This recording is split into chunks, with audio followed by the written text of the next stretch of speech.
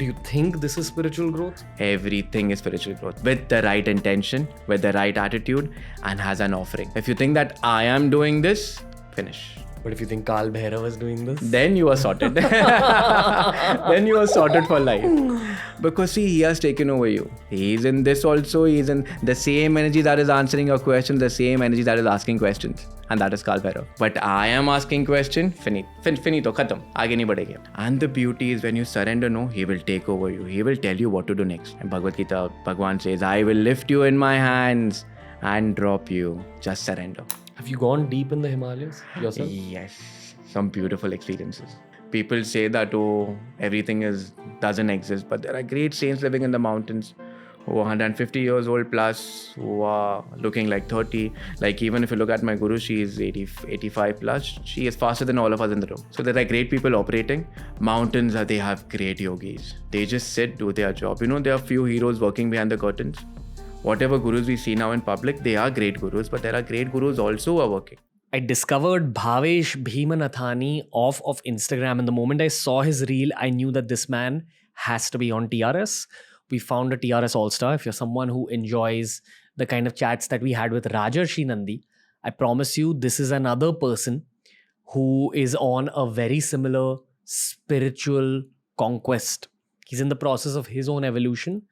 This was a fantastic, extremely deep chat, extremely filled with nuggets of wisdom. I'm not going to talk too much more about Bhavesh Bhai.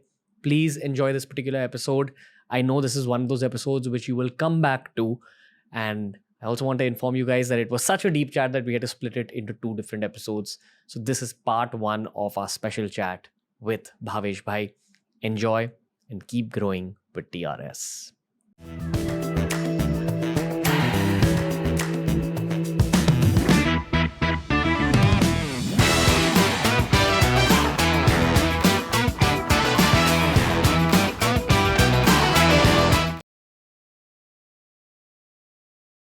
So many things to talk about. I'm really excited. Let's start with a simple, how are you, Bhavesh Bhai? I'm good. Thank you, RB. Thank you for having me here, and you are a star. I am learning so much from every single reel that you put up. I follow about 2,800 people on my Instagram, and maybe only like 100 people's content or so is properly followed by me. Usme se I look forward to only maybe like 5 to 10. You're one of those. Thank you. It's a blessing. So I don't know how much the audiences even know about your backstory. I know a little bit because you met my co-founder Manish Pandey recently. Haji. So I have some ideas. I think you have a very, very interesting backstory. And I think podcasts are a lot about sharing philosophy, but also experiences. So we're going to deep dive into those in today's conversations. I'm ready. How are you? I'm good. How are you feeling lately? Feeling amazing because meeting you is like you have that vibe. So we are ready to just be instruments now. Yeah, 100%. I'm glad. I think those are the best kind of podcasts. Yeah, where you just connect and there is no filter. So, you got tattoos. You're a Mumbai boy. I was a Mumbai boy. Okay. Lived in London, but realized kuch padhai kaam ki nahi hai. Was a software engineer. Something happened, and then life happened. What happened? I think the spiritual growth is something which you can't run away from. All your past sanskaras, when they come out, they have to come out. And your karma, situations, meeting guru, being under people, meeting right people, is so karmic that you just walk ahead. Jaise aap keh rahe the ki that you're pushed into situations. We just surrender and that started happening. So you were pushed into moving to Rishikesh? I was pushed into meeting my guru. And when I met my guru, after so many years also, she doesn't talk to me. It's just an eye contact because the guru is within. It's a lady? It's a lady, yeah. How did you meet? I met her before meeting. I used to draw her, and I once showed it to my sister. And then I met her at my sister's house. And from that, the journey started. Okay. Yeah, but we don't have verbal conversations. It is just the presence that talks. But my guru follows a very different path. And she tells me that your path is very different. So whatever learnings are happening, it's happening through that only. Because she is completely into bhakti and I'm into many other things. So I think I'm here for bhakti, which is happening slowly with time. What are you into? I have done mixture of everything, but I think the most when I talk about Shiva and Shakti, it is mostly tantric aspects, which first time I'm sharing with someone. So yeah. No, I appreciate it, man. Yeah. I can tell you this is a safe space. Yeah. We've had a lot of Tantra-based conversations here. Yeah, but I think the concept of Tantra is so because whenever we meet people, Tantra is only about sex, it's only about occults, it's about, but I think it's something beyond. It is when your mind dissolves completely. That is where Tantra, it's not even Tantra, it's Yantra, Mantra, Tantra. When the three align together, that is where magic happens. Okay. I'm going to try explaining Tantra to the people who are tuning into TRS for the first time. Tantra loosely translates to technique.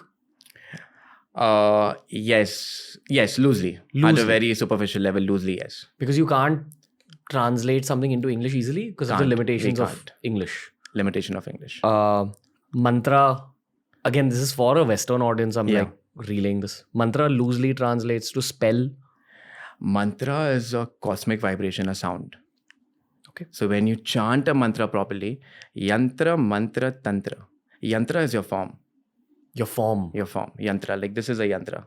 A symbol? This is a yantra, a symbol. An object. So when I'm calling RB, bhai, no one else is going to look, but you're going to look. So that sound is calling out that form. So when I call out Shiv, or when I chant the mantra, or when we chant the mantras in Shakti, whatever, that specific deities you're calling out. And that deities are within your chakras. So we look for deities outside, but it is so esoteric, so beautiful. But again, the downfall of Tantra is ego. Because it gives you extremely fast. It's like a razor's edge. That means I'm walking on the path of Tantra. Enlightenment is very close. Right hand is the valley of ego. Left hand is the valley of occults. And any mistake, rebirth.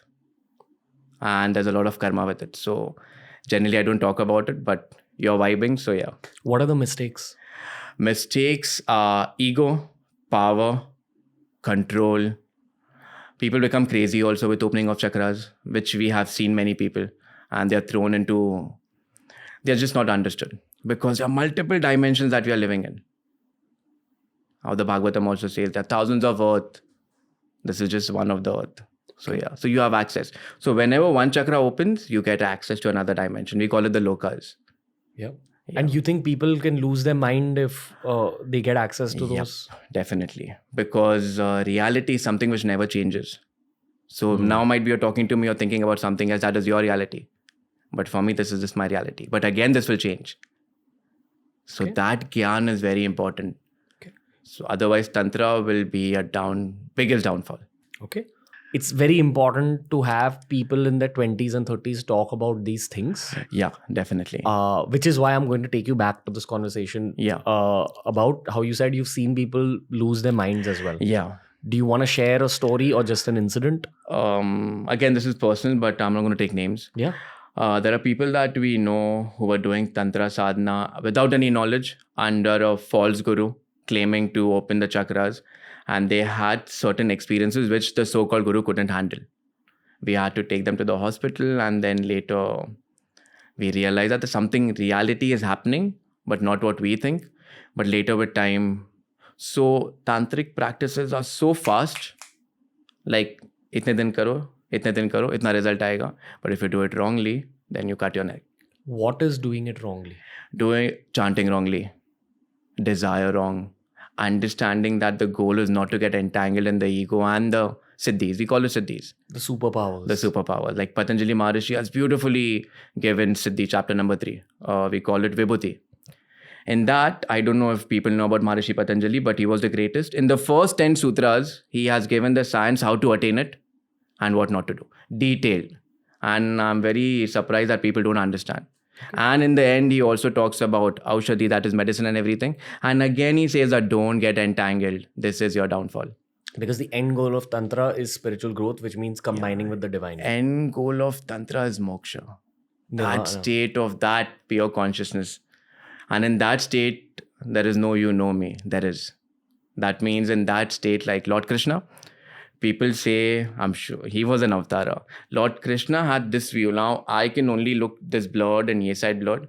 But when you encountered Bhagwan, he could see your first birth and when you will get moksha. That is the power of an avatara. He had all the siddhis, but he was the most normal person doing normal things. Okay. So many tangents I have to ask you about. Yeah, I'm just flowing. No? Because I It's can great. literally feel so, yeah. Sorry. Great, bro. Yeah. Again, for Western audiences who are Yeah. hearing the word Siddhi for the first time, Yeah. or even in the Indian audiences who are getting introduced to these concepts, Yeah. so that the average 2023 mind Yeah. understands what Siddhis are, Yeah. can you actually give out some of like the Siddhis, like what they are? See, there are thousands of siddhis. In fact, I'm quoting Patanjali, Maharishi Patanjali, because he has given one section, he has given 100 of siddhis, and that approximately 55 sutras or more. But a siddhi is something, now generally when we talk about siddhi, people call it intuition. Intuition is not a siddhi. A siddhi is when you get vision, or when you know what is going to happen in future, or you can heal people. We have met many people, we had many incidences. But my problem with siddhi is, if you have it, watch it and leave it. The moment you try to associate with the siddhi, there will be a rise of ego that I am doing it. And that is a distraction on a spiritual path. It is good to have ego. I want a Bentley, I want a Merc, I want LV Gucci Prada, it's okay. Spiritual ego is very, very dangerous because the karma that it holds and the next birth will be miserable. So that is where I tell everyone, awareness is in your hands because nature is always going to work through you. So you're saying people get these sort of superpowers? Yeah, everyone on the spiritual path is going to get it.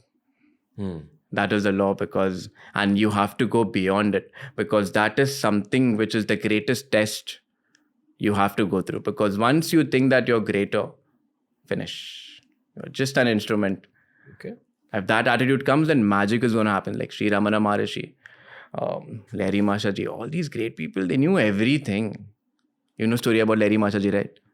I know a bunch of stories. I don't know which. The photographer trying to click the photo. Yeah. That he didn't like his photos getting clicked. Yeah. And once someone forcefully took it. Yes, and it didn't.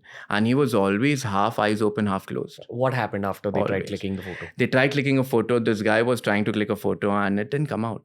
And then one day he just begged and he said, Guruji, please, can I? Said yes. And that is the photo that is. Which is supposed to be the only photo. Only photo that he had. I was very blessed to be at his place. Yeah. Okay. I'm sorry I'm taking you back there again. Yeah. But is there anything you saw from your eyes where someone did Tantra wrong?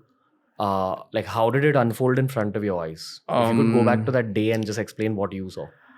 There were students that we had, not students used to teach. So in fact, they used to do practices and then something going wrong is just having nightmares, having visions, seeing entities which we think it doesn't exist, but in that reality, they do exist. Then they are not psycho, but we call them psycho, but that reality changes and which is very subtle. In fact, when your Muladhara chakra actually opens, now I'm using the term opens, which is wrong. We can throw light on it later. But when this chakra starts functioning, that is where occults will start coming to you. Okay. And many people have that access even now. They're not aware about it, but yeah. Okay. The Muladhara is the lowest chakra. The Muladhara is the lowest chakra. When that starts, in fact, it gives you instincts of animal instincts, sexual desires. But when that awakens, now this is the right term, when that awakens, it is said that Ganesha will give you knowledge how to go ahead. So every deity is giving you, and chakras are not something where, null khola, tap water closed. No, they're always open. Either they're functioning or non-functioning. Okay. In order to understand this more, let's break down what a chakra is in the first place. I see people talking about chakra that, oh, my chakra is here, oh, I can feel the chakra. Let's be very honest, it is not in a physical body. We have three bodies, the physical body, the astral body, and the causal body. When I will die, I will leave this physical body behind. But the astral and the causal body will be taken ahead. And that astral and causal body, at a very layman language, is made up of nadis. Now, different texts, Hatha Pradipika, Gyan and Samhita, they talk about there are 72,000 nadis in the body. And they're finer than your hair.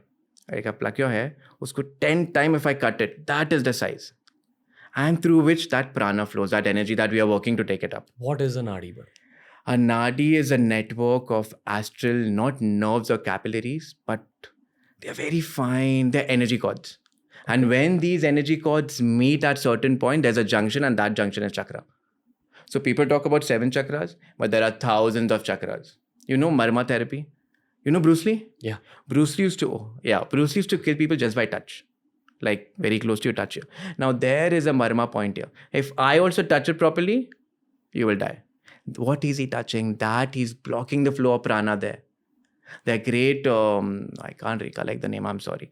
But there are great rishis who have operated themselves, or like Ramana Maharishi. Insects were feeding on him. He had no consciousness. He was completely control of his prana. So what we think is that the body is everything. But when you do your sadhana, you tap into such other bodies where chakras are operating. Now, why are chakras are blocked? Because of a lifestyle, of your thoughts, lifestyle, negativity. The more spiritual practices, the more clearance. The more clearance, the more journey unrolls ahead. So when these nadis come at a junction, this chakra is formed. So there are 108 vital chakras. If that is healthy, like there's a chakra point right below my ankle. If you have asthma, if I press it properly, free. Agar galat press ho gaya, then you will have a stroke. Okay. So these points are very important. But there are 7 major chakras. That is what people talk about. In fact, there are more, but we talk about the 7. And you can never say that the chakra is closed, because if the chakra is closed, you won't be able to operate. It is either functioning or non-functioning. In people like us, it is non-functioning. And a yogi, it is functioning. Like you might be knowing about Devra Baba. He was 700 years old. He left his body at will through the crown. Now people say kuch bhi baat kar raha hai, nonsense. But the problem is something that we don't know, we can't accept. Only with my experience I can talk.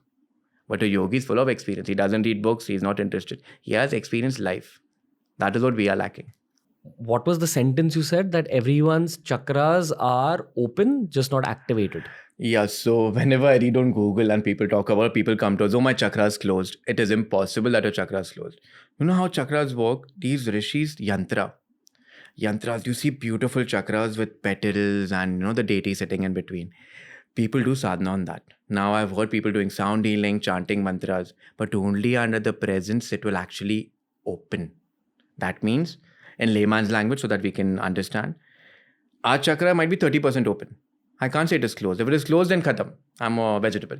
30% operating. Now when I do sadhana, 60%, 100%. Now when that prana goes in that shushumna, through that chakra, I have not mentioned about shushumna, we'll come there. Through the shushumna, that one petal starts unfolding. That means usme energy ja raha hai. So every petal has a bija mantra. So lam, vam, hum is the bija mantra for certain. You might be knowing, yeah. Every chakra has a mantra. When you chant it properly, you're energizing it. Now, when that petal unfolds, all your past spiritual experiences, all your sanskaras, all your past birth, they start coming into fruition. What does that mean? That means the fact that you're doing this, there is some past, all the contacts that you're meeting, even it is said in the Upanishads, an eye contact is an exchange of karma. So you and me sitting is also our karma. So that all that knowledge, how it works, starts coming to you. So every deity is giving you knowledge. Every deity is giving you support. And that deity is taking you to formless. For example, if your third eye chakra opens, it is you're a Jivan Mukta. One of the Upanishads is saying. Jivan Mukta, that means your karma is over. You're operating and you can leave that. And there are many great rishis who had experience of Tantra and awakening of Kundalini. But no one has written the journey from third eye till crown. No one. That means you, me, everyone here, we might be having similar experiences till third eye. But from third eye till the crown, the journey is unique for every individual. This is from form to formless. And that is so unique that you can't even... That is the reason if you meet a great saint, you ask them about enlightenment, they will laugh. Because they don't exist in that state. Because they have experienced something which you can't comprehend, not even in Sanskrit. It is. So it's something very unique. Okay. And if I die in between doing my sadhana, there comes in Bhagavad Gita also. Whatever sadhana, suppose now you have opened your heart chakra, you are having some blissful experiences and you don't make it, you will come back. And all of a sudden you'll be pushed from your heart chakra till the crown in the next birth. Circumstances will be created. What does that mean? That means suppose if someone is doing sadhana, okay, hardcore tantric sadhana, and they have opened their chakras with the guru and whatever, how karma works, and they leave their body or die. Or everyone has an expiry date. So mera date khatam ho gaya. Next birth, I will be pushed by Mother Nature, pulled into circumstances, so that my journey starts from here till here again. And this journey again, how I lead, is again that awareness. Okay. Yeah. Do you want to kind of explain the journey from the root chakra till at least the third eye? In a very general way. I know you In a can't very go into general the way. details. I'm putting it in very simple language, okay? Okay. There are thousands of nadis which Yeah. are operating. 108 are very important, out of which 3 are the most important. Ida, Pingla and Sushumna. Have you seen human DNA? Or it's a strand? Yeah. That is Ida, Pingla and Sushumna. And it goes like this. That is the reason every yoga teacher, every saint, every rishi will say one thing: keep your spine straight. The more the spine is straight, the more magic is happening. Why? Because spine is awareness. And the more the spine is straight, the more sadhana you do, you start activating Ida Pingla. So you might be doing Kriya Yoga, you might be doing any sadhana from yoga, asana, with that understanding to purify the nadis. And when Ida Pingla goes like this, in between is the most important nadi known as Shushumna. Now, people talk about Shushumna very casually, but they don't realize even in Shushumna, there are 3 nadis, Chaitra nadi or whatever. In that, if that prana goes to that, is where magic happens. These great yogis have not read anything. They're only experiential beings who have access to different dimensions. They have gone through different planets. Like there are great saints who are just looking at the moon, like Aryabhatta and all the great. They're just looking. They got information. How? Because they had access to that consciousness which we are lacking. And that is happening an internal journey. They don't talk about it because the parampara is so strong. It should go from guru to shishya. And when you talk about it, of course, it's your ego. And any ego is a downfall. Okay. Yeah. If you want to begin this journey, where does it start? Like for a college student watching this. Start with just minding your business. Very simple. Start with understanding that let people do what they want. Get into discipline. Look after yourself and always realize that there's a greater energy working. These are some basic steps that you have to follow. And of course, without discipline, this will never come. Now, for me, Tantra might be good. For you, something else might be good. But understanding that everything comes from the same source.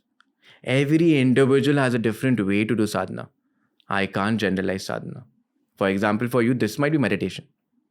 But for me, sitting cross-legged is meditation. Do you think this is spiritual growth? Everything is spiritual growth. With the right intention, with the right attitude, and has an offering. If you think that I am doing this, finish. But if you think Kal Bhairav is doing this? Then you are sorted. Then you are sorted for life. Because see, he has taken over you. He is in this also. He is in the same energy that is answering your questions, the same energy that is asking questions. And that is Kal Bhairav. But I am asking question, finito, khatam. Aage nahi badhegi.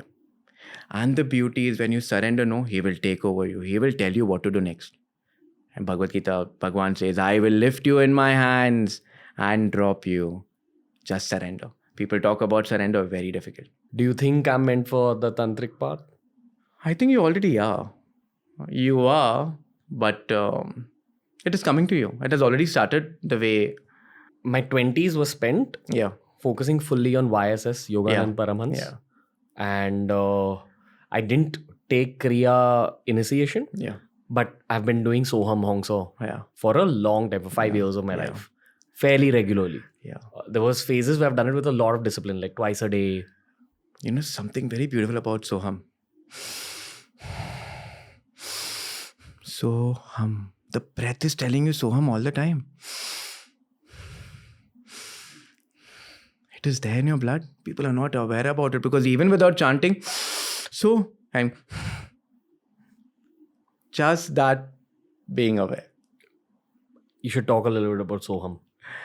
Soham is one of the most beautiful. In fact, can anyone do it? Everyone is doing it. If you like it or don't, you can take away my food, you can take away water, you can't take away breath. And you know how we breathe? It is very fascinating. I asked someone in the class, how do you breathe? They're like, I yawn. But no one's understanding when you're inhaling, there's a pause. And after exhalation, there's a pause. If you're aware about it. If you're aware about that pause with Soham, you are in the now. Okay. And Soham means I am. That's it. I'm not this body, not this mind. Sorry, I'm getting Vedanta, but... No, you get whatever you wish, bro. It's a great conversation. I am is everything, no? Aham Brahmasmi is it. They say that Soham is the meditation that Shivji follows. Is that true? Yes. In fact, Shiva, when comes in a state of... Shiva is always, in fact, to get into practical, these highly great yogis, they don't breathe. They breathe at will. That means I will do everything. And after half an hour, if I want, I'll take a breath. Now, when we breathe normally, that's approximately 24,000, 27,000, depending upon. There's a very beautiful text that talks about breath in detail. That is the reason we avoid sex, we avoid heavy food. Because when you're having sex, you breathe 36 fingers. An enlightened being will breathe one pinky finger. So when you read Hadapratipika, the text chapter number 2, it starts by saying your life doesn't depend upon the number of years, it depends upon the number of breath. So once you master your breath, you master. In fact, Sri Rama, Sri Krishna or Lakshmana, they had all the 5 Ayus in control. They could eat, sleep and drink at will. Not like us. जैसे मैं आते थे बोला पानी चाहिए नहीं मैं पानी पीऊंगा जब I have mastered the Vayus. And that comes in the sadhana, Tantra sadhana. What? All the manipulation of the breath, understanding the breath, controlling the breath. So all these great enlightened beings, they stop and they breathe at will. And once you're at that state, you don't need food. There are great Surya yogis that we were blessed to see, meet. They live only on the sun. They charge themselves. In fact, we are solar panel individual. If you get good sun and one-time food, you are sorted. But we need food all the time. Because that's how we're conditioned. Yep, we are conditioned. In fact, in reality, you need food only one palm. Throughout the day. And your sadhana, of course, and knowledge. Then you don't need anything. Because that internal Jatar Agni is so powerful. And if you understand how it works, that is called tap, no? A yogi has mastered to manipulate that energy everywhere. So they can heal the body through that tap. They can get a lot of information. But they go beyond that also. Okay. To begin all this, you need a guru in physical form. You need a guru. In fact, the guru is always there. And the beauty is your past sadhana. I will talk from the tantric point of view. It is said that the guru is always there. And if you're worshipping a deity, even after third eye, the deity is the one and the guru is the one. Beyond the deity is the guru. These rishis have bought the deities and the gods. The guru will take you from here till here. He will knock you on end. Without a guru's blessing, it is not possible. You need a physical guru. In fact, Dattatreya the Great he mentioned he had 24 gurus and he said guru is everything, but he is at that state of evolution. And even after a while, the guru will leave you. Because even now my guru tells me, don't get attached to the body. The guru is within. That is the reason after every end, we push it to people that your guru is within. Just let the ignorance go, accept, and the path is beautifully shown. What do you think you did in your past birth to get all this so early? I think a lot of tantric practices, for sure. But I don't have a past, so... Yeah. The first time I played football in my life, I had to learn how to play football. In terms of I had to learn how to position my foot. And I'm not great, but I'm not the worst football player also. The first time I ever practiced judo, when I was throwing someone, I felt like I know this. Yeah. And I became really, really good at judo. I became Bombay champion when I was a kid. Yeah. But those throws came to me naturally to the degree where I would create my own throws as a 11-year-old. Yeah. I know there's some knowledge that I'm carrying from a previous birth, at least maybe about judo. I think Tantra is the same, or spiritual practice is the same. Everything is coming from the past sanskaras. Whatever desires are not satisfied in this birth, Mother Nature will push you to satisfy that desire until you reach moksha.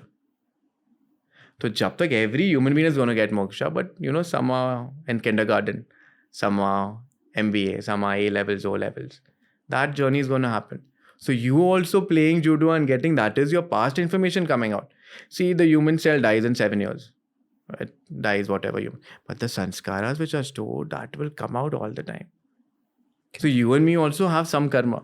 I can't run away from it. ये नहीं तो बाद में होता ही कभी ना कभी. But how I respond and react now will determine our future. Yeah. Which is what I find strange about my life at this point. We're releasing 4 podcasts a week, which means I'm getting to meet 4 insanely cool individuals every single week at least. Actually, I meet 6. We record 6 a week. Wow. And these are all high caliber people. They've excelled in their own fields. Someone's excelled in science, someone's excelled in spirituality, someone's excelled in sports. And I do feel a certain sense of connection more deeply with some of them, with many of them. Yeah. Like the athletes, the spiritual folks. Yeah.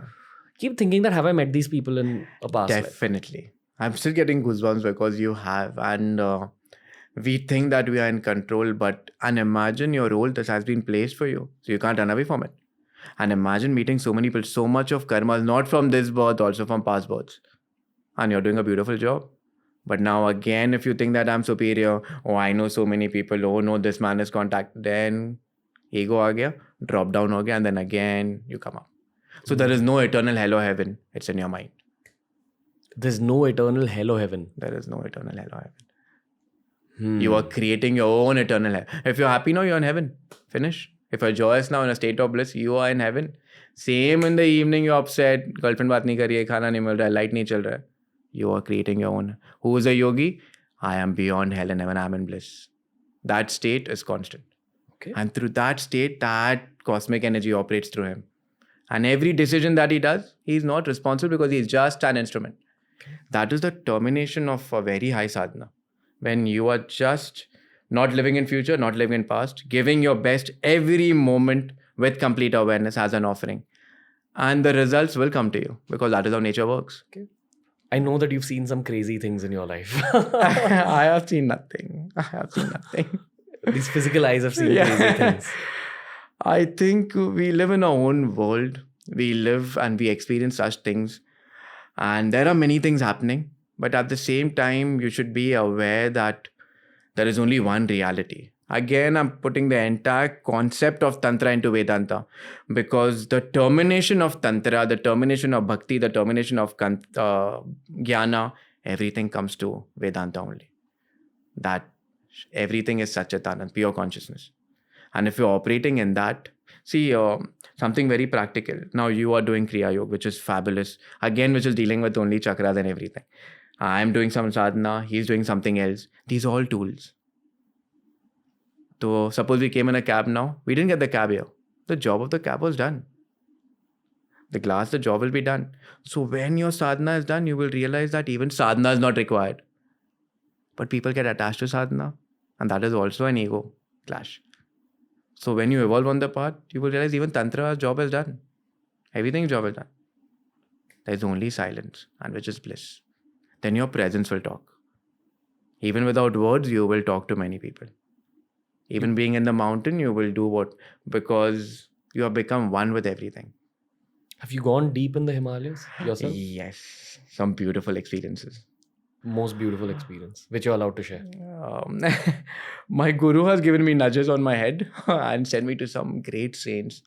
People say that, oh, everything doesn't exist. But there are great saints living in the mountains who are 150 years old plus, who are looking like 30. Like even if you look at my guru, she is 85 plus. She is faster than all of us in the room. So there are great people operating. Mountains, they have great yogis. Great yogis. They just sit, do their job. You know, there are few heroes working behind the curtains. Whatever gurus we see now in public, they are great gurus. But there are great gurus also who are working. And just sitting there, they're uplifting so many like us. How? I will tell you something. Suppose you have a pain in your ankle. Do I need to tell you? You know it. Once you tap into that frequency, you just know and you just do things. It is only out of compassion. These great gurus also reincarnate again and again with only one agenda, that the dharma goes on. All these rishis have only one goal, that one day we merge into that oceans of consciousness. So, the unevolved human being has free will, and sometimes that free will makes you do evil things like go to war, kill people, rob banks, rob people, etc. Here we have these evolved beings who choose to come back to the physical realm, take birth in human form, but try staying away from society in order to keep their evolved minds evolved. Very interesting. No, this is a theory. Please correct me if I'm wrong after what I pitch. They're sitting out there in the mountains. They're definitely doing some work in the higher planes. In terms of, I don't know, they're channelizing light to the world. I don't know how else to articulate this thought. They're praying for us. They are probably causing circumstances within the lives of influential human beings. Those human beings are living through their life with circumstances coming at them, with someone coming and saying, hey, you know what? You should start this business. You should become a cricketer. You should enter politics. You should become an actor. But even those people and those circumstances are coming from somewhere. These evolved beings are probably responsible in some way in order to like send those circumstances and situations. What else? Or have I said something wrong? No, you're going on the right path. Two things. Let's talk about free will. Okay. Free will and destiny. There is nothing called free will. Because when I use the term free will, that means at this moment you can leave your body and come back in your body. At this moment you can stop this time and space. We make our own choices. And when I talk about destiny, destiny is moksha. Destiny, if say I'm meeting Arbhai is my destiny, that means abhi zindagi bhar I'm here only. Because that is English translation. So we have moksha. Secondly, there is only choices. And there's karma. Karma is something very powerful that works. We can't run it. You might be the greatest yogi, but you will, if you have taken a human body, you will go to the law of karma. It is there. Secondly, talking about these great rishis, imagine you're just an instrument. Everything will happen through you. And yes, they come just for the goal of upliftment of human beings. So they will come in circumstances, but only if you have surrendered and you're asking for help. How do you do that? You know, there's only one thing you can surrender, is your ego. That's it. You can't offer God. I see people worshipping God, giving, Bhagavad Gita says something there are 4 kinds of bhaktas, we used to do this in school also, I'm sure everyone. The first bhakta is, oh, my life is miserable. Oh no, Bhagwan ne mujhe aise hi bataya. Horrible nonsense. Like always cribbing and crying for small things and blaming God. Second is very interesting. Oh, I have an exam today. God, I'll give you chocolate and you give me 100 marks. Third is, I want to see God. I want to know who God is. I want to talk to him. And fourth was surrender. Jo hoga, hum face kar lenge because I have him. Now, after talking about this, Bhagwan, when I say Bhagwan, it's Lord Krishna, he says something very beautiful. How when a child cries, he goes to the father. Similarly, all these 4 are equal because they are coming to me. So depending upon your evolution, you pray to God. But you're praying to who? To him also. So in our case, it is Kalbhairav, Krishna. For someone who's praying Shakti, it's Kali. Or looking Hanuman, it's Hanuman. But with that understanding, they all are one. If you say that my Kalbhairav is cooler than Shiva, ego. That is what is happening now, which is very sad. That my God is greater than your God. They are not understanding that the sun shines equally even for a beggar and a saint. Or my religion is greater than your religion. Finish. Same thing. Problem. It's actually your ego speaking. It's actually an ego. That I'm more powerful than yours. Which is anti-spiritual in the first place. Yes. Which is very, very sad. Okay. This is coming from someone who has moved to Rishikesh and who's fully immersed in practice. Yeah, I think it is all to be honest, very honestly, it is just his grace that he's holding us. But at the same time, whenever I get an ego rise, he will knock me on my head and get me back because the sadhana is there.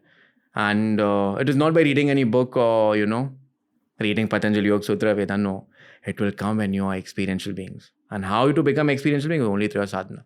One day at a time with the right attitude will change your world. And slowly you will realize an enlightened being is a small person. You think, oh, Rishikesh will see why old people walking with sticks and all. Oh, okay. But these are great human beings in the mountains. The mountains, the trees, the cosmos is supporting them. And they're like gods walking on earth. That is a Rishi, higher than gods. Do you see them in Mumbai? In many forms. Yes, in many forms playing their role. But not a Rishi. A highly evolved being. A Rishi doesn't need to step out. There are many, many kinds of Rishis also. In fact, in the text, there are 3. There's a very beautiful story I would love to share if you're okay with it.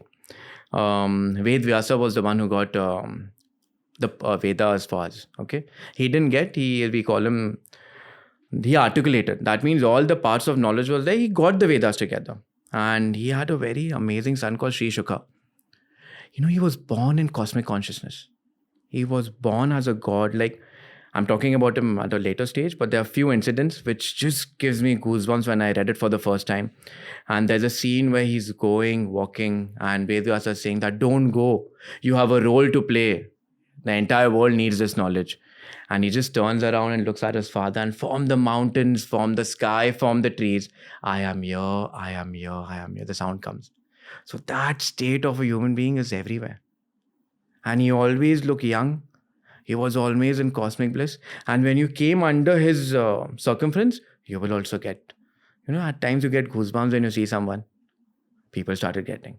So these humans are there. And whenever there is something wrong, Such people will come, keep us grounded. That is the role of rishis. Those are rishis. But yes, there are highly evolved beings who are operating. And I think that people have a misconception that, oh, orange dadi hai. And no. I think you are a very evolved being. You're getting so much knowledge. You're playing your role. But a time will come and you will think, bas, only sadhana will come. Then the game will change. Time came a year ago. But this is something great you're doing. We need this. We need this. So that is your dharma now. And you can't run away from your dharma. Imagine through your talks, one person there being uplifted. So much blessings is coming to you. And that will help you to remove your karma also. But if you have a wrong intention that main kar raha hu, I am YOLO, then gone. Do you think there's people in the film industry or in the business world who are also highly evolved beings? There might be, but depends upon, we all are living two lives. One is your internal growth and other is the external growth.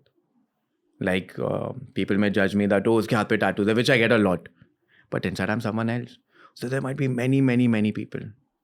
I'm very sure there might be, and people change with time. People change, and you can change any time where, only after revolution there's evolution. Spiritual path, people think, oh, he's a monk sitting like this, wearing orange clothes, kya zindagi se bhag raha hai? But the battle against your ego is the greatest battle you can have. So we call it the bed of thorns. And after walking through the thorns, it becomes a bed of roses because they both are together always. So the path is very painful. So it depends. And one emotion, in fact, all the great rishis and all the stories when you read in Puranic stories and all the great rishis, they have gone through the deepest, darkest times and then rise and shine has happened. So much to learn. But, nowadays we are selective convenience. I'm spiritual only when everything is convenient for me. And when things are not going, oh, God is like this. But you are responsible for your own. Like, you are here because we want to be here. The doors were now to go in or come out is up to me. That awareness is there, then anyone can evolve. Anyone. And I think, we are scared of only one thing. Losing our identity.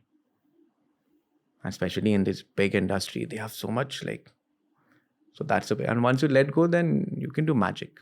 Which is why material growth actually feeds your ego, knowingly or unknowingly. Yeah, okay, you have fancy cars, you have everything, but if you don't have the breath, now you are liking me, I'm liking you. There's a very amazing energy that is so much from past sanskaras. If I die this moment, you won't even come close to me. If you understand that this energy is in everything and you tap into that, rich, poor, nothing matters. You are the sun then, always shining. Let's speak about death. Yep. Let's speak about aghoris. You've met aghoris? I was very blessed to, You've met some aghoris. Yep, been in their presence also. Do you want to describe what it's like being in their presence or describe that day? About aghoris, why God should be only in temples, in beautiful places, high in the mountains. The path of aghori is so beautiful. Even in dark, there is God. And that is the path of aghori. They are left-handers. They are tamasic. You might be knowing about it. But the beauty about aghori is, you know what? They eat everything. They do everything because everything is Divine Mother. How we have surrendered to Kal Bhairav, they have surrendered to Divine Mother because even in this chair, even in this mic, she is operating. So why not in the dead? There are great aghoris who do their sadhana. This is the oldest aghori great sadhana where they make yantras. We have not spoken about yantras. I don't Symbols. know. Symbols, yeah. Like everything is a yantra. In fact, nature is giving you yantra, the flowers and seeds and everything. They make yantras where they keep the dead body on it. In fact, there are great aghoris who keep their family members also and whatnot. They offer many elements like horsehair, nails, and it's a very detailed sadhana which is not in public. Whatever I'm sharing is also just peanuts. And then they do sadhana. And that sadhana, they go so deep. That is where death goes. You go beyond that. And it is so secretly shared that it is just like, even if you take a great tantric text, few text is not there. It is just blank, half written. Why? Because you need a person who has already experienced that dimension to explain you. And that way a guru comes in. You've Had conversations with Aghoris? Yeah, they're great. What They're do you- very abusive. They're very aggressive. But that is their love. We just taken it the wrong way. Like even an actual aghori will not actually talk a lot. And an actual aghori will not go to a market or go to a temple. They live in the burning heart smashan, and they will change places only in the night from one smashan to other smashan. Only from 12 to 2. That is where the Tamasic Sadhana is done.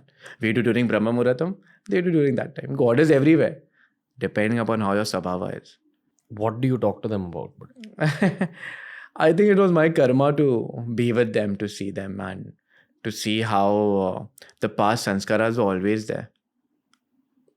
Yeah, but I'm very blessed that my guru has knocked my head and made me realize that yes, whatever is true, but the highest goal is to completely let go of your ego.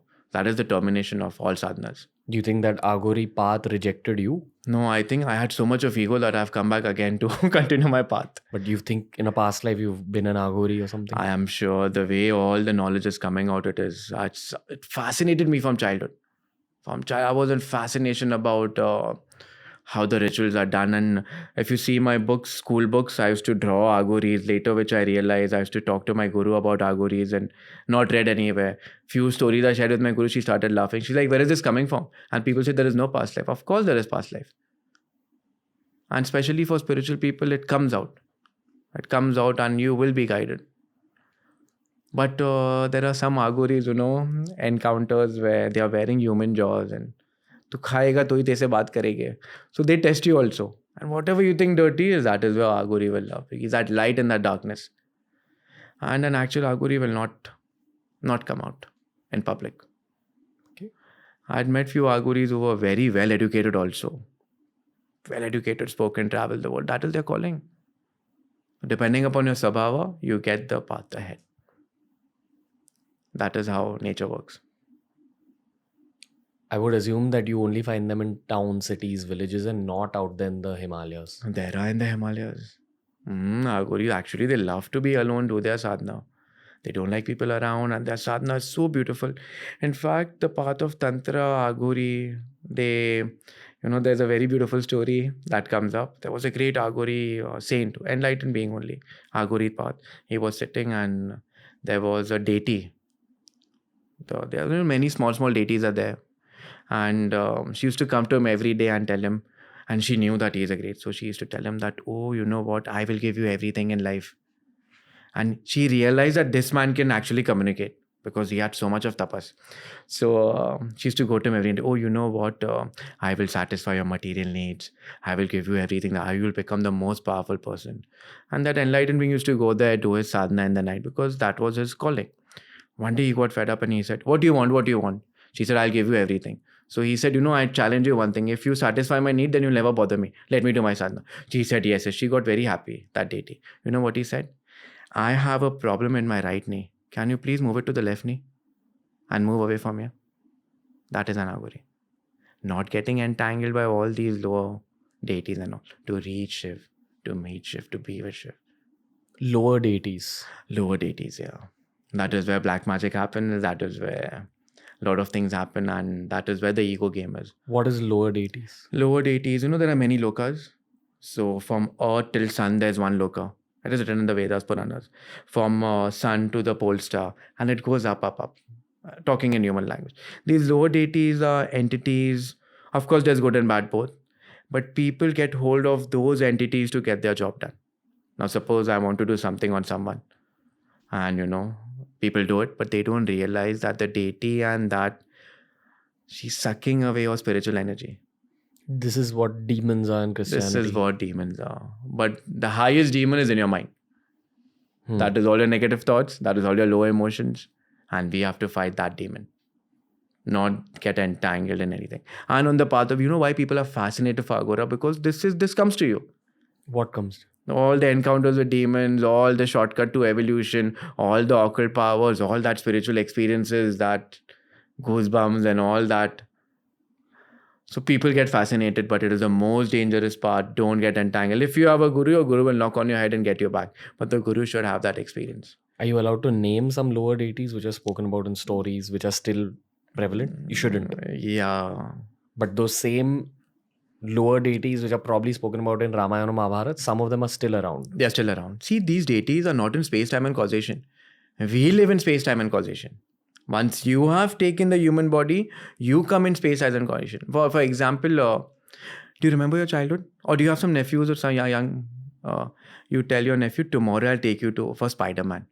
For him, tomorrow is like, oh no, tomorrow. For us, year is coming to an end. So the older you get, the time is, but what is the concept of time? When you go to sleep, when you're in deep sleep, you have passed out completely. Where is time? Do you remember, what is the date today? I'm sorry, whatever. Remember on this date 6 months ago, what were you doing? What is time? And something that you like, time goes very fast. Something that you don't like, time is not moving. Time is a mental concept. And yogi is beyond time. And deities are even beyond that. Deities are lower than yogis, I think. Oh, really?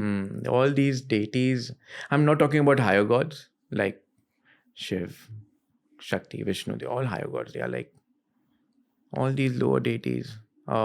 In Kerala, there's a temple where they worship these deities. Lower deities. Lower deities. And they satisfy all your material needs. I don't know what they call it. Something word is that's not coming to me now. They worship all the lower deities and people are so materialistic. And they offer the deities gold and everything. There are many places, in fact. So again, it's an ego trap because you have placed that deity higher than God. And of course, that deity is going on. But God doesn't want anything. God is within you. That experience that when you get, and every human being experiences that state. It's just that they are scared because they are unaware of that knowledge. Have you encountered lower deities?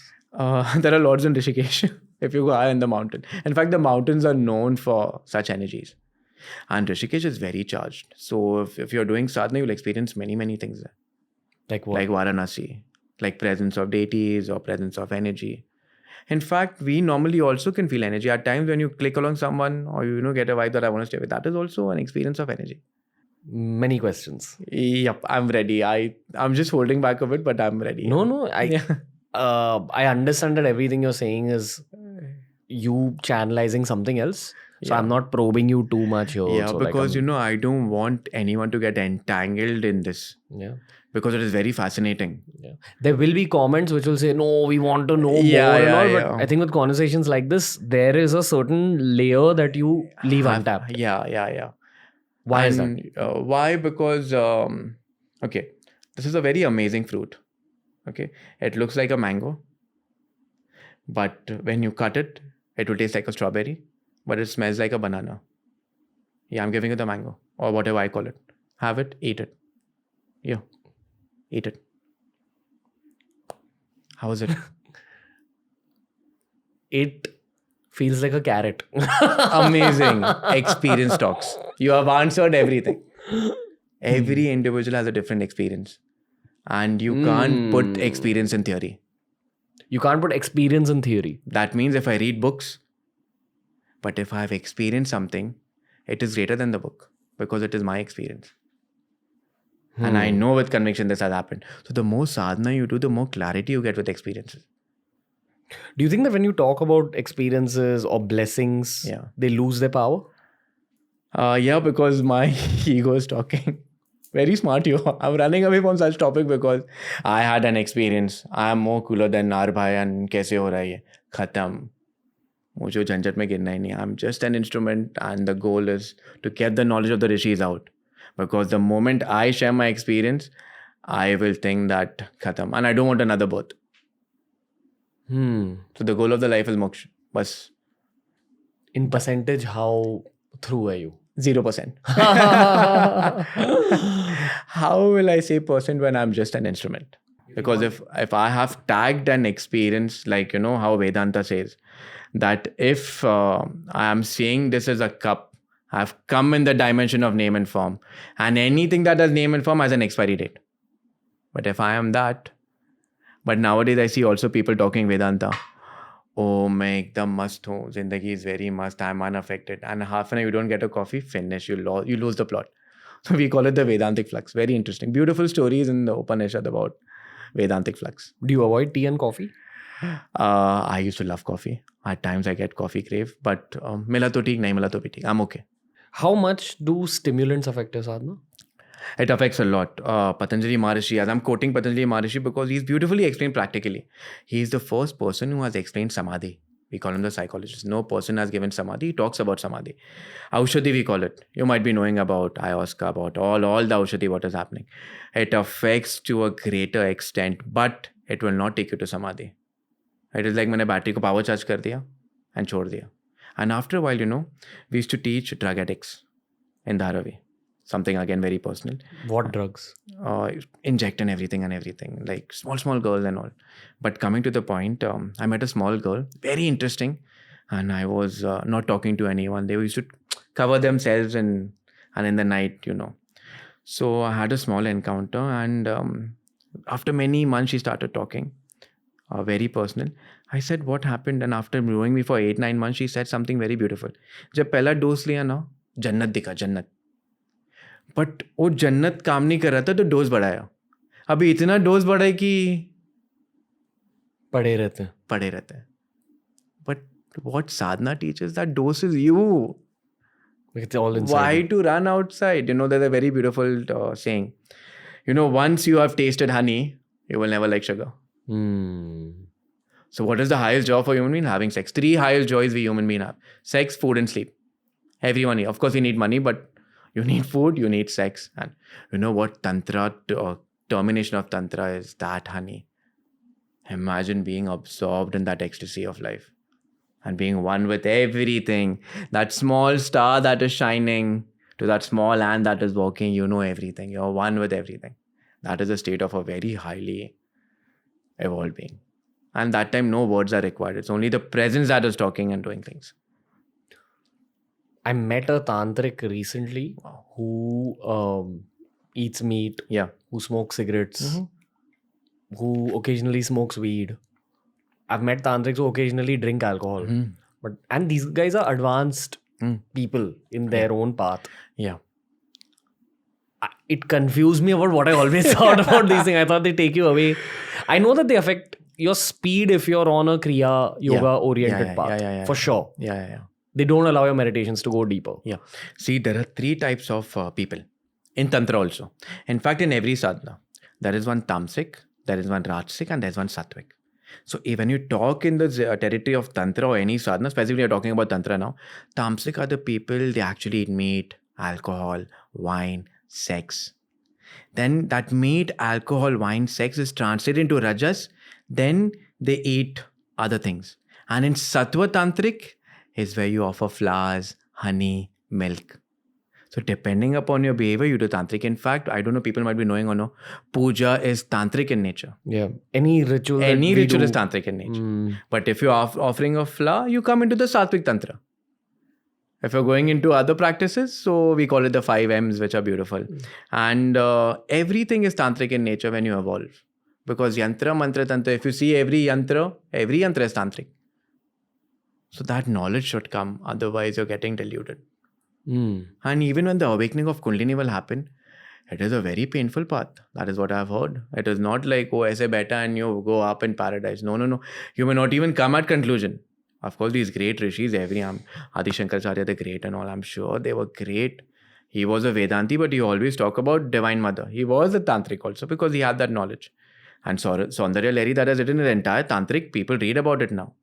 So the process of Tantric is like when your Kundalini awakens, that knowledge comes to you. And if body is not ready, finish.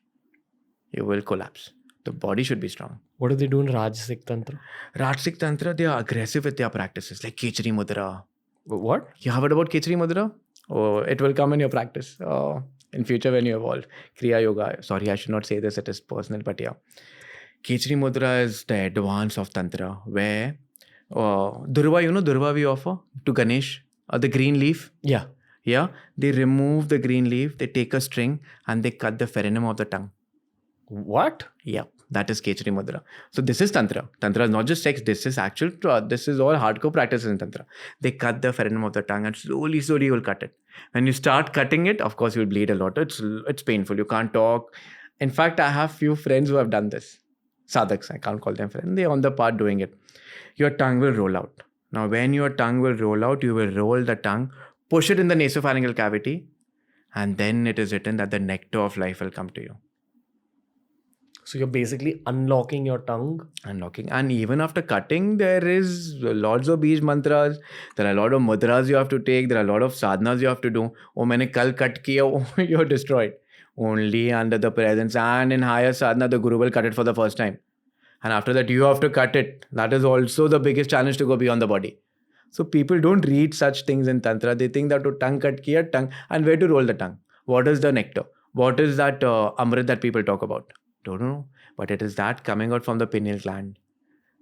That is what gives you that, Hatha Pratipika says something very beautiful. That sweet taste of nectar oozes. You get goosebumps. That is that oozing out process. So Kechari Mudra, it's Tantra is beyond many, many things. Don't cut your tongue, please. We need you. Yeah. In fact, there are practices which you cut your tongue with yours. So many, many practices. You should not. The world needs you. Yeah. You can't talk after it, or It's very painful. Very, very painful. And it's a test for the disciple to go beyond physical pain. physical pain. And the physical That is body. the essence of Kechari Mudra. And one of the essence of Kechari Mudra. Because imagine this cerebrum is very delicate. And imagine you cutting it yourself. Little, till you push your tongue in the nasopharyngeal cavity. You block the prana, take the mudra, push it up. Yeah. Let's not go deep, man. Yeah. But the experiences are beautiful. Have you done any painful sadhanas? Tattoos. Sorry? Tattoos. That's okay. Jokes apart, because I'm saying because any kind of pain that you're taking on your body is the removal of karma. Really? If your attitude is right and if you have knowledge. Let's talk about tattoos. One second. Before we talk about tattoos, Yeah. I've made so many videos on tattoos. The cosmetic angle, the Yeah. fashion angle. Yeah. I strongly believe there's a serious spiritual angle when it comes to tattoos. If Yeah. you put that energy inside, I've had people oppose me about this. So Yeah, I get a lot of hate for, you're wearing kurta and you have tattoos and all. But I believe that, and very strange, I never talk about my tattoos, but it is like Ida and Pingla. The right hand is only Shiva, the left hand is only Shakti. And I did this when I was very, very young with no knowledge. So all my sanskaras were coming out. similar, even mine is like that. My right hand is only Shiva, my left hand is like, Yeah, it's like all warrior tattoos. yeah, same, it is coming out. And Kal Bhairav is the warrior of all warriors. Yeah. So tattoos play a role, but depends upon, in fact, your body is the greatest temple here. If you maintain it and you understand how it works, you are something else. My granddad passed away 3-4 months ago, and he had been suffering in his physical body for a while, so the family had expected it. Yeah. When he passed away, while it was expected, it was just strange seeing death so up close. I don't know what got into me, but after years, I decided to kind of get a tattoo, which I've wanted to get for a while. So I've had a bow and arrow on my left tricep Nice. for a long Yeah. time. It's to remind me about focus. And again, it's like all my tattoos are very intense, fiery. Yeah. And it's added that intensity and fiery Yeah. element to my Yeah. head for sure. I Yeah. feel each tattoo gets stronger with time. Yeah. So I wanted to get like this. Oh, So nice. trident Nice. on my right tricep for ages, but I was waiting for a meaningful moment to happen in my life. Yeah. He was a Shiv Bhakt. Yeah. I was actually going to get a mace, Yeah. like to make it Arjun and Yeah. Bhim. Yeah. But I decided to get Get this, a I don't know, Krishna, yeah. intuitively. When I was getting this, Yeah. and I've got huge tattoos. I've got like massive ones which have Nice. taken like 9 You have hours. a nice tattoo. Yeah, Yeah. of Shivji. Yeah. So I've had huge tattoo sessions in my life. Didn't hurt me. Yeah. This one killed me in terms of pain. And I'm like, what is this? It is what I realized when I had tattoos. The right time when I wanted. And these all freehand. Like no planning, nothing. It just coming into place. When I wanted that, it came to me. How? Many scenarios when I started my sadhana, Shakti sadhana and all. It just came. Like Kali here came and she just changed the game. Oh, that's a nice tattoo. Yeah, she's very, very... Wow. Yeah, and when I was struggling with doing things, Ganesha came at the right time. So there are tattoos, and I think the deities talk. The deities talk in their own ways, but with that knowledge, you have to be aware. Otherwise, you start hallucinating, which happens very What? Like after tattoo? No. After when when you pray to deities or talk to deities, and half the time you're hallucinating. What do we know? You're actually talking, or it's an hallucination. That's a game that is happening with lots of people. Oh, Shiva, my dream, I know I'm talking. You have to be very careful. How do you even differentiate? Depending upon the quality of life that you're leading. That is something very important. If you're leading a very dharmic, sattvic life with proper sadhana and proper knowledge and working on your ego, they will also give you directions all the time. But if you're leading a life who's manipulated, then the mind is very. All the tantric sadhana, any I'm talking for the first time so much. Every sadhana, and especially tantric sadhana, gives you a lot of pleasures in the mind, and which is again a problem. So that to control the mind is the goal. So that tantra should be done with bhakti, Vedanta, karma, and jnana. Otherwise, destroyed. Ego trap. Okay. Do you intend on getting more tattoos? I got this few days ago. I wanted him Wow. walking to Kailash.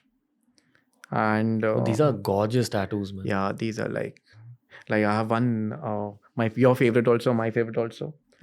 He just came to me, then this also just came to me. Wow. So yeah. Dude, this is one of the most interesting sleeves I've seen like in my life. Yeah, and Both. Yeah, this is Shakti Shiva. Then I have beautiful Ardhanareshwarya. So yeah, Shakti Shiva has to. So at times they were indicating, but still people think that, oh, you're a spiritual person, you should not have tattoos. I think your entire body is your temple. And if you understand that, even the opposite guy becomes a temple. And in fact, the body is temporary. It is going to fade away one day. But if I am ready and I maintain it, then yeah. What do these mean to you? But At the moment, they mean nothing. Because I know that this is going to change soon. I'm going to have wrinkles, I'm going to get old. But I know one thing that will never change. That is the self. So I think this was an attachment with time. I had to get rid of it. And when I went to my guru and asked, and she still laughs at times. I met some great gurus. They used to call me Spider-Man because of the tattoos and all, like a web. And one day I was sitting and I asked, and she said, any pain that you're going through is a removal of some. Yeah. So that attitude changed a lot of things. do you think that the tattoos become storehouses of power? Everything becomes. Like, people ask me, why are you wearing this ring? And we were in Varanasi and we picked it up. There were hundreds of rings and finger dale, and this ring just went in. And still now I find it difficult. I see it was black rustic and now it's shining. So the state of your body and the state of your mind also energizes. So many things show a lot of things on your body also. So this is which I think people might be knowing in Tantra also. When we do puja, when we go to a temple or something, when you do proper tantric sadhana, you keep the flower and you exhale. That prana is given to the deity.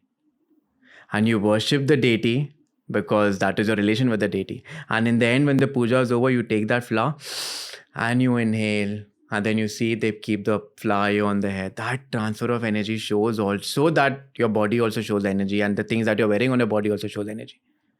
So that knowledge is very, very important. So if your body is very, very healthy, at times when very healthy, the tattoos will also shine. They will shine out.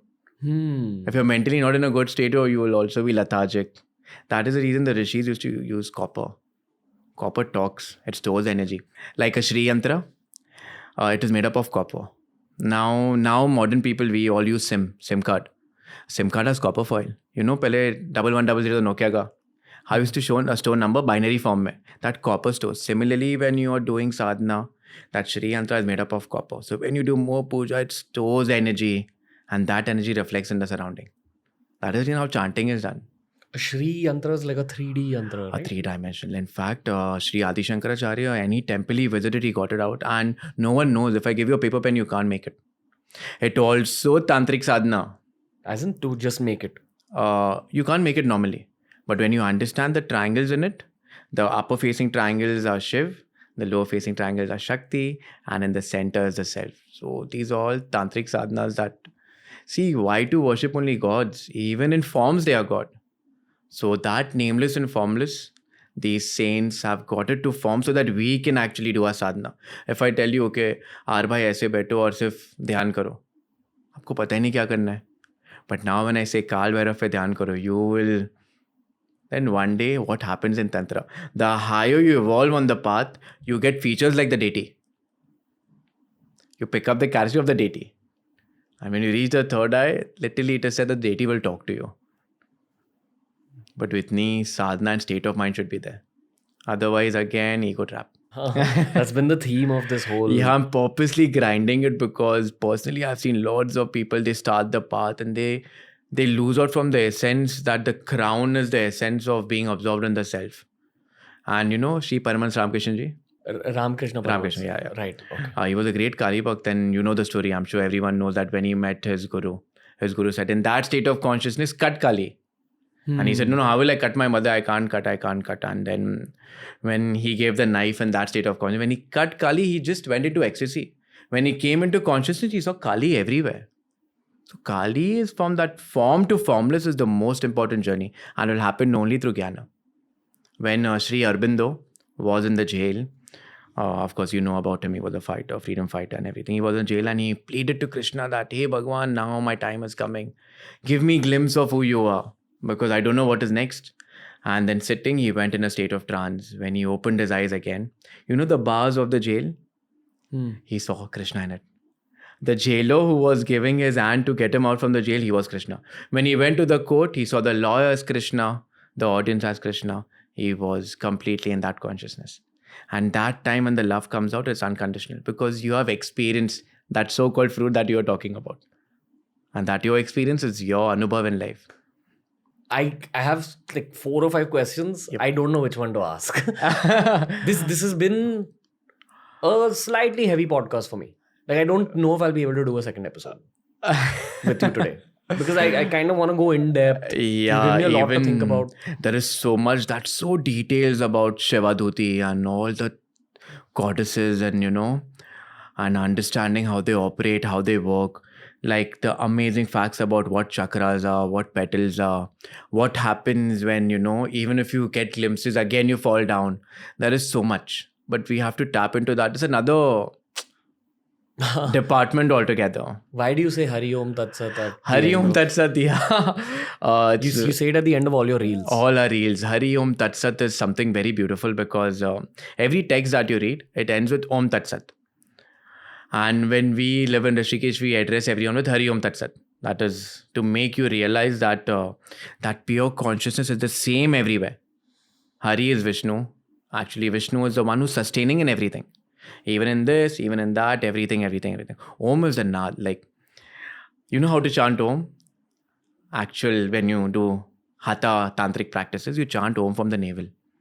I actually learned that from your reel. So that when the sound comes from that is the Naad. You know, at times when you're very quiet and you hear a sound will come all of a sudden, one ear will get blocked. It is the sound of the planets.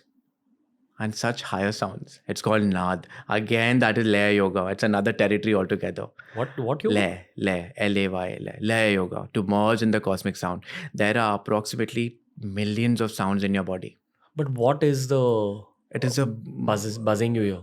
It's in high state of sadhana, if you're aware. It is also the sounds of the planets that you can hear. Which are inside your body? Or which is inside. In fact, I'm jumping into another territory altogether. Jump. There are called Naad yogis. These yogis have mastered sound. And in the beginning, getting the big story into short, when you start sitting in sadhana, for the basic sadhana, you start hearing dup, dup, dup, dup, dup. That is your heartbeat. The more internal you get, you also feel the pulse. The more internal you go, you will feel the flow of blood. The higher you go in your sadhana, that is you move from the lower to, that is the chakras, another territory, Sa Re Ga Ma Pa, resonates the sound. The more you go inside, you will hear ocean, birds. The highest sound is Om.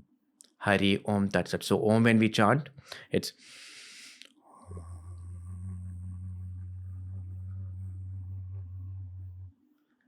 You know, I'm chanting from the navel. I'm not using my glottis. I'm not using my nose.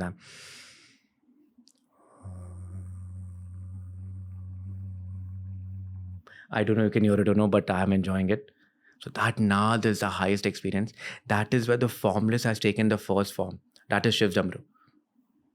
And Tat Sat is that Vedantic statement where that reality which never changes. So generally, whatever I have spoken, whatever I have done, I take no credit. It belongs to Hari Om Tat Sat. Just an instrument. Do you use multiple mantras in your sadhana? Yes. But I have one Bij mantra, that is, we stick to that. No, That you Guru will. Yeah, you know. I'm talking about like things like Gayatri Mantra, Mahamrityunjay Mantra. Yeah, Gayatri Mantra is very, very powerful. If you chant it properly in the morning during Brahma Muhurtam, for good half an hour, you will realize that your intelligence, your memory capacity, and your awareness increases. When we do Kapalbhati, there's a practice called Kapalbhati. It's called Kapalbhati. Kapala actually means the skull. But here they're addressing the frontal lobe.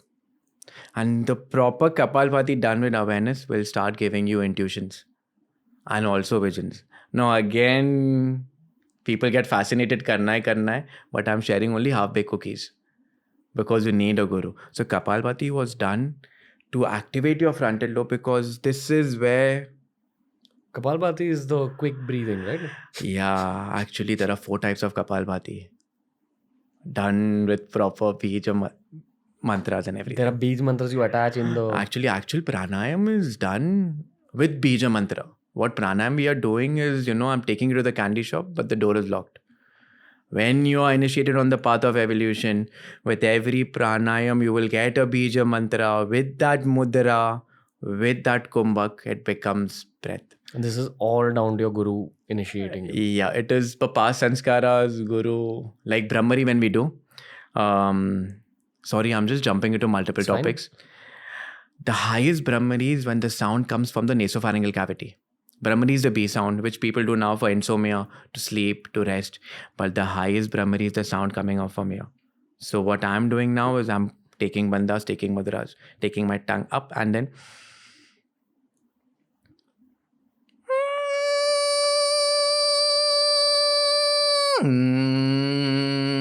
So practice. This is Nad. And after doing this, you will get goosebumps. Many things. So Brahmari is this. And Hatha Pratipika, male bee and female bee. A yogi will inhale like a male bee and exhale like a female bee. So this is male bee. Exhaling is...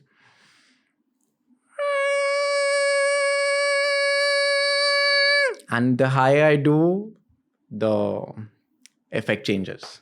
Sorry, I'm just getting excited. It's great. Yeah. Do you chant the Gayatri Mantra? Yes. That's your mantra? No. Your See, there are mantras- multiple sadhanas that we do.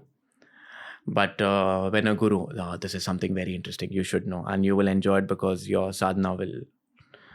There are 4 ways how a guru will initiate you. Depending upon your capacity. And depending upon Sattva, Raja, Tama. If you're a baby on the path of evolution, they will give you a mantra vocally in your ear. Now, how that will work, I will come back later. Second, they will touch you. You won't even come to know. Thirdly, they will have an eye contact. And fourth, if that happens to you, when the guru willingly keeps their feet on you, moksha is coming to you. So depending upon the capacity, the guru knows what medicine is required. That is the reason physical guru is... If I say, I left everything to Shiva, it is good in the beginning. But the more you'll evolve, you will realize that Shiva has taken a form to guide you. And when that job is done, again you will go to the formless. So there are many ways, but these 4 ways are mentioned. And the last one, if that happens to you, like Paramahansa Swami Vivekananda, his guru kept on his feet. He was in ecstasy. Then he took that away and told him, now get to work. The same you're doing. Work. But you have to get back to sadhana. And how does a guru give a mantra? See, the guru has done so much sadhana. He has become one with that mantra. And mantra has become so charged. He or she giving willingly, magic is done. For example, if I'm chanting mantra for 10 years, if a guru initiates me, an enlightened guru, of course, and a very powerful guru, then that 10 years will become 6 years, 5 years, because that guru is guiding you, and that becomes, charged and not charged. That is how it works. So we are just jumping into random territories, but going with the flow. Yeah. Do you want to say anything about Mahamrityunjay mantra? I don't know, the most powerful mantra. Om Trambakam Yajamai. Trayambakam is wrong. Trambakam Yajamai. When you chant it, every word of the Mahamrityunjay mantra is a bija mantra in the respective petals of the chakras. So when you chant it in a flow, it removes the fear of death. Secondly, it gives you the power to make this physical body strong. And third, it directly associates with certain chakras and petals in the body. Can't give too much also, but so that we keep it in normal language, but very, very powerful. It is said that many people have healed just by chanting the mantra. If you chant it rightly. If you don't chant it rightly, the effect will be slow. You won't get like 100%. But one thing that I personally realized, if you don't believe in God, if you don't believe in anything, just chant Om. That's it. Simple for beginners. People are coming to sit, chant Om. We can do an experiment. No, we have done that in Rishikesh also. Ek plant ko liya, chanted Om, Om, Om, blossoming, abused. So energy is constantly working. No. In fact, when you do higher sadhanas and you take the Gyan Mudra, you will literally feel electric impulses in your... the body gets charged. This is the room that I chant in. Yeah, this is, when we entered and we just looked at and I said, this is a vibe, like very charged. What do you pick up? It's nice, it's subtle, it's growing into you. But you're also charging it at the same time. One last question before Yes. you go. What is your Ishtadev? I worship Shiv and Kali both. Okay. Because, of course, when you worship Shiv and Kali, then Kal Bhairav also comes. Hanuman also comes. They're all from the same family. But yes, without Shiv and Kali, I'm nothing. And when I say Shiv and Kali, they have a lot of other forms also. Sequel episode. See, it has to come because now you have like given me a kick to talk about them. Okay. Yeah. Yeah. So I earlier I said that we won't do a sequel episode. Change my mind. There's an entire series of Kali, which no one talks about. Like Shiva Duti, and then, Kali has images where, blood is coming out from her vagina and all. People are scared to talk about it. But they don't know who Kali is. And I think people should know, because when you're talking about Shiv, you should realize that Shiv is nothing without Kali. That is the entire essence of Tantra and Aghoris. And Aghoris have given their life to Kalis because they know that she will take me to Shiv. And at that point of time, when the termination happens at the crown, no he, no she, it's only pure consciousness. So I think Kali has to come. I think Navaratri is coming, so she's hitting on my head and telling you, or you have to do something about Kali. Sorry. Okay. No? Yeah. I appreciate this. Yeah. This is Bhavesh Bhai for you. This is our Bhai. Our Bhai is amazing. I want to share something about our Bhai. I'm calling him our Bhai. He is not only like this on the screen, but off also he is very chilled out and he is very, very spiritual. He is not making it because he becomes famous, but I have met him and I personally realized, because when I met him for the first time, I got jitters. So this man is something and I'm very grateful. See you in 5 minutes. And see you guys in a few weeks. Cool. Now that you've reached this point in this episode, you know why I had to split the chat into 2 different episodes.